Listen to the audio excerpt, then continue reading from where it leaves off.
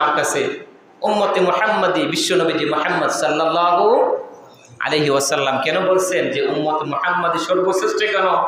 এই জন্যই সর্বশ্রেষ্ঠ, তারা দিন শেষে তাদের কলবটা বারবার বলে, মসজিদ তোমাকে ডাকতেছে, ভাই তুমি মসজিদে যাও, এখনো সময় আছে, আল্লাহর ঘরটা তুমি এখনো চিনো নাই, আজান দেওয়ার দরকার আছে কিনা। এখন তো আমরা আধুনিক যুগ, ছেলে মেয়ে হয়ে গেলে আজান দেন, আছে কিনা বলেন? দেখ, এরকম নাই। মুসলমান খ্রিস্টানের ভিতরে কোনো পার্থক্য চলতেছে না এখন।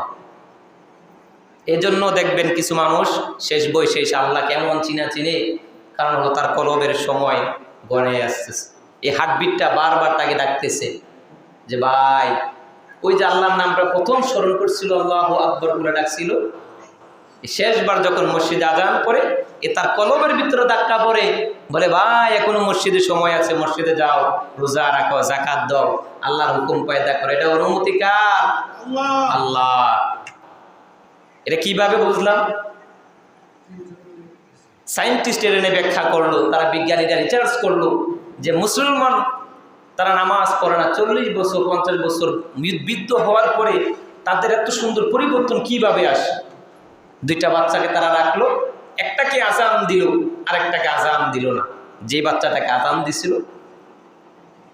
ওই বাচ্চাটাকে দেখলেন তার এই হার্টবিটের ভিতরে এরা দুব বেশি থাকে, আর যেটাকে আজান দেওয়া হয় নাই ওইটার কলবে কি ধাক্কা লাগে না। তারা তখন বুঝতে পারছে, হ্যাঁ, ভূমিষ্ঠ হওয়ার পরে যখন আল্লাহর নামটা এই বুকে কানে শোনানো হয়, শয়তান তার এই কলব যে প্রথমবার ধাক্কা দেয়, এই ধাক্কাটা মরণ আগ পর্যন্ত তাকে ডাকে, ভাই আসো মসজিদে আসো। আজানটা পড়লেই এই মুমিন অস্থির হয়ে যায়।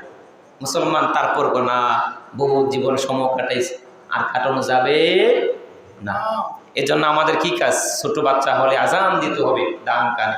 এগুলা দিবেন, আল্লাহর হুকুম, আল্লাহকে চিনা।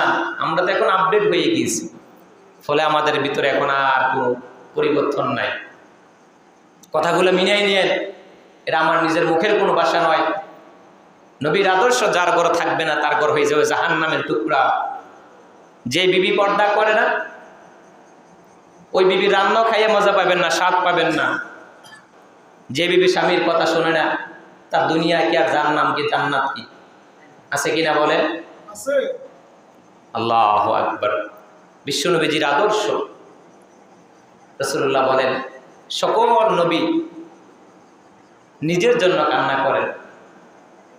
মূসা আলাইহিস সালাম তুর পাহাড়ে গেছেন, কার সাথে কথা বলতে? আল্লাহর সাথে কথা বলতে গেছে। হযরত মূসা